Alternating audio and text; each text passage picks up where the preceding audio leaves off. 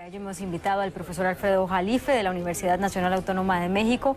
Muy buenas noches, profesor, bienvenido a Noticias México una vez Un más. honor, Claudia, estar con ustedes. Bueno, ¿cómo ve usted que fue cercano a la campaña de la coalición el acto del lunes, en donde López Obrador dice que asumirá como presidente legítimo de México?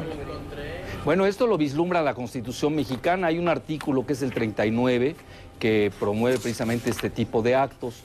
Es curiosamente paradójico porque es la Asamblea Popular, es decir, una concurrencia que será seguramente mayor a 1 millón de ciudadanos, que puede llegar a ser incluso la mayor manifestación en la historia del mundo occidental, pues lo apruebe precisamente lo que ya se había hecho en una previa asamblea y ahí lo lance como presidente legítimo. Es decir, un presidente legítimo dentro de la legalidad de la Constitución. Esa es la gran paradoja frente a un presidente legal que no sabemos si pueda o no tomar posesión el 1 de diciembre, sí, pero que carece de legitimidad. ¿Y qué prevé la fractura que dejó Fox? ¿Y qué prevé la Constitución de funciones para un presidente legítimo? ¿Cuáles son esas funciones?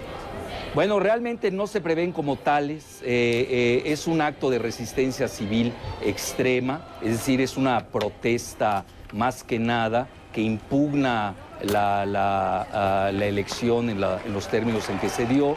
Y yo con responsabilidad tengo que decir que el presidente Fox destrozó el pacto social. En estos momentos en nuestro país no hay armonía social y esto es muy peligroso porque está fracturado el país. Tenemos que buscar una armonía. En estos momentos yo creo que una salida, a mi juicio, es de que renuncie Calderón, Andrés Manuel también renuncia a ser el presidente legítimo y los tres principales bloques de la Cámara de Diputados tengan 5 nombres para un presidente interino, se pongan de acuerdo, llame elecciones en el plazo de 2 años y restañe las heridas. El país está seriamente dividido. Bueno, veremos qué trascendencia puede tener esa propuesta que usted está diciendo, pero por lo pronto usted hablaba de 1 millón de personas, de una posible asistencia de 1 millón de personas. ¿Cree que esta es una base social suficiente que sustente en el largo plazo la suerte del gobierno paralelo?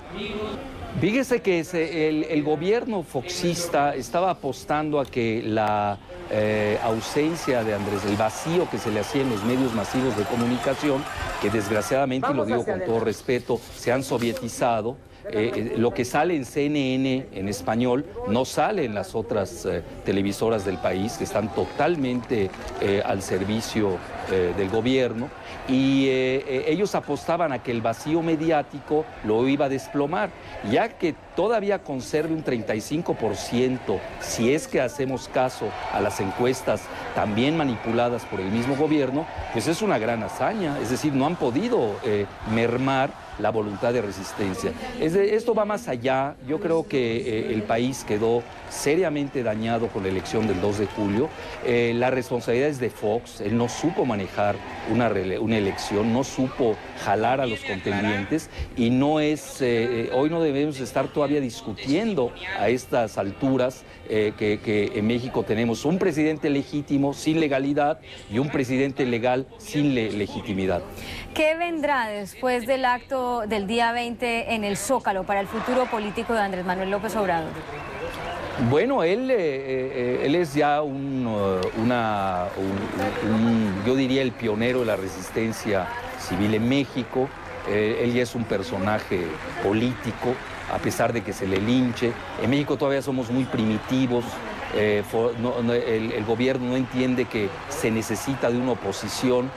Yo no entiendo cuál es la validez de un gobierno que carezca de oposición, pues eso ya no tendría democracia. Y vigilar, él tiene su programa, Andrés Manuel López Obrador, y tiene que estar vigilando los actos de gobierno. Yo incluso puedo llegar a decir, Claudia, de que ha sido muy responsable Andrés Manuel López Obrador. Lo han estado empujando, diciendo que él confronta, que es violento.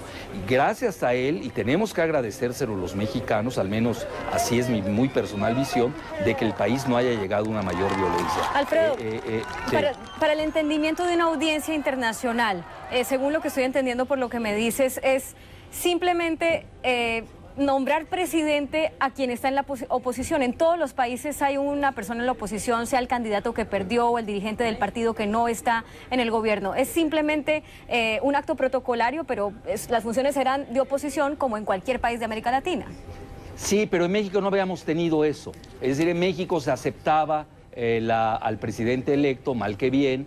En 1988 tuvimos algo similar, estamos hablando de hace 18 años, con Salinas, que también fue un presidente ilegítimo, pero luego pues, se negoció y se llegó a un acuerdo nacional, guste o no. Eran otros factores a nivel de la política internacional. En estos momentos es muy peligroso lo que está sucediendo porque no hay negociación de las dos partes. Yo por eso la propuesta que he hecho es esa, de llamar a un presidente interino. De otra manera yo no veo, está muy polarizado el país, Fox lo dejó verdaderamente resquebrajado. Y se han anunciado boicots para el día de la toma de posesión de Felipe Calderón. Sí. ¿Qué trascendencia le ves a estos boicots con el ingrediente de que habrá un presidente legítimo posesionado también? Bueno, aquí no hay que jugar mucho con eso. Hay alguien del PRI que no hay que perder. Yo creo que en el sector del PRI ellos tienen parte de la llave de la solución.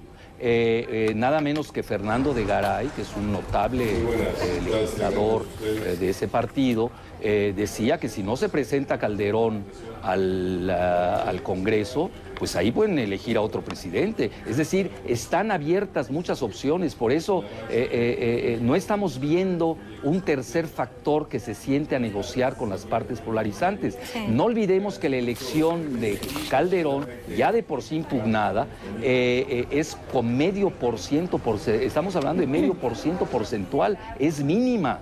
Es decir, no estamos hablando de 2 o 3%, o incluso un 9%, es 0,5%. Es decir, ese es el grave problema de Calderón, que lleva... Sí. Se nos acaba el tiempo, desafortunadamente, pero desde luego son 2 semanas que vienen en México, sí, muy interesantes duras de observar para la política y para el futuro político de esta nación. Gracias por acompañarnos con este análisis. Un placer. Hasta una próxima oportunidad.